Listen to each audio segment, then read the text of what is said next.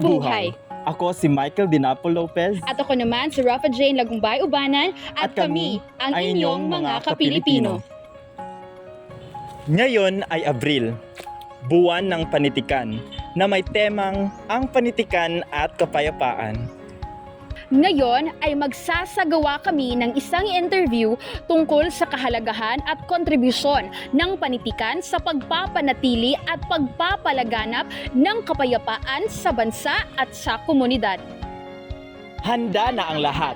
Simulan na natin. Naglibot-libot muna ang aming team upang makakakilala kung sino ang pwedeng ma-interview tungkol sa buwan ng panitikan. At ang mga taong target namin dito ay makikita sa iba't ibang kolehiyo.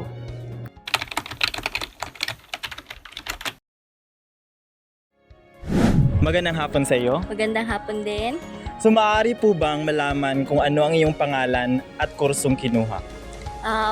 Ang pangalan ko ay si Erica Jane C. Patero, 4th year marketing student.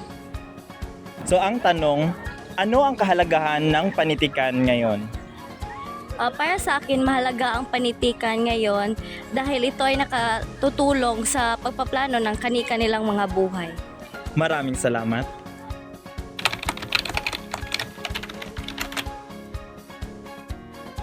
Magandang hapon sa iyo. Magandang hapon din po.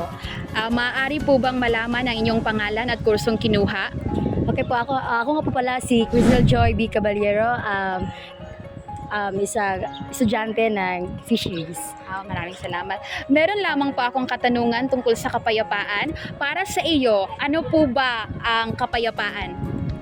Okay. Para lang po sa aking sarili, sa aking pagkaintindi tungkol sa kapayapaan, ito ay isang kalagayan ng kawalan ng away, gulo o digmaan. Ito ay ang panahon ng tahimik at pagkakaisa sa pagitan ng mga tao o bansa. Kaya ang kapayapaan ay dapat nating ipaiiral upang matiwasay ang ating pamumuhay. Maraming salamat.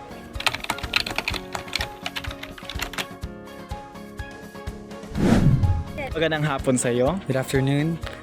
So, maaari ko bang malaman kung ano ang iyong pangalan at kursong kinuha? My name is Lord Cristianaldo. I am a second-year student from the College of Education, taking a Bachelor of Secondary Education major in English. Okay, so ito ang iyong katanungan. So para sa iyo, ano ang kontribusyon ng panitikan sa pagpapanatili ng kapayapaan sa ating bansa? So, literature for me is something that inspires the youth, because as Filipino youth, we all know that literature is one of the biggest contribution to our freedom and independence. So for me, literature is something that we must we must take importance, because I believe that a man's most powerful weapon is his words. It can either create him or destroy him. Thank you. Thank you.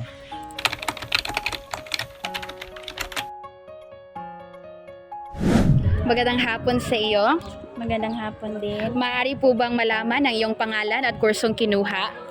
Ako nga po pala si Diana Jane M. Nopal, galing sa BS Fisheries na department. Okay. Meron lamang po akong katanungan tungkol sa panitikan. Para sa iyo, ano po ba ang panitikan? So para sa akin, ang panitikan ay may malaking kontribusyon sa lipunan sa pamamagitan ng pagpapahayag ng ating damdamin, karanasan, kaalaman at ideya ng mga tao. Maraming salamat. At pagkatapos namin mag-interview sa bawat isa sa kanila, may kaunti kaming palaro na may premyo bilang isang pasasalamat. Simple lamang ang gagawin nila dito. Isa sa kanila ay magpapaputok ng isang lobo. At sa loob ng lobo ay may iba't ibang uri ng panitikan tulad ng bugtong, salawikain at tula. Pagkatapos ay bibigyan sila ng pagkakataong maibahagi ang kanilang opinyon kung ang nabunot nila ay salawikain o tula. At sasagutan naman nila kung ito ay bugtong. Pagkatapos ay kukuha na sila sa gusto nilang premyo.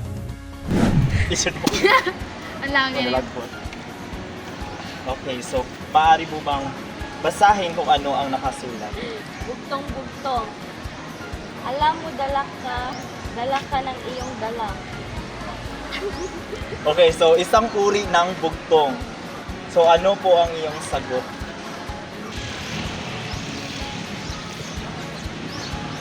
Sige, ang sagot ko dito ay sapatos.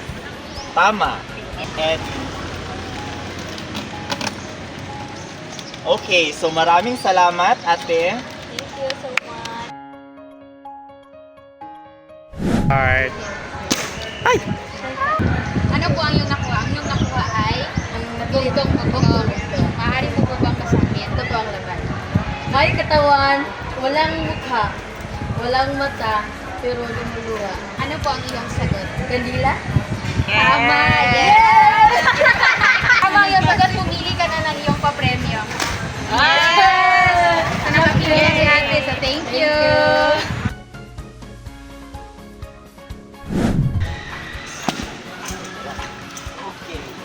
Ang nakuha mong salita ay uri ng bugtong.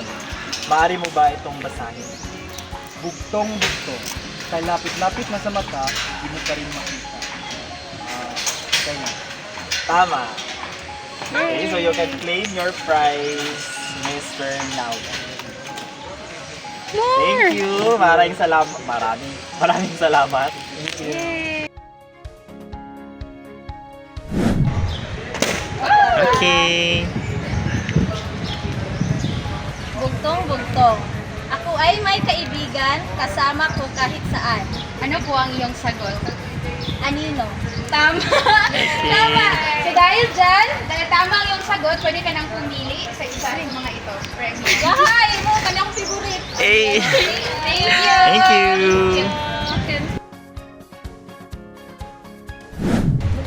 Maraming salamat sa inyong pakikinig at pagtangkilik sa aming interview. Patuloy sa nating pagtibayin ang kahalagahan ng panitikan Sa pagpapanatili at pagpapalaganap ng kapayapaan sa ating bansa at komunidad. Hangad namin ang patuloy na pag-unlad at pagkakaisa sa bawat ka-Filipino sa pagtahak ng isang landas na isang mapayapang lipunan.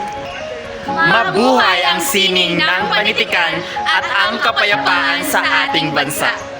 Bye! Bye-bye!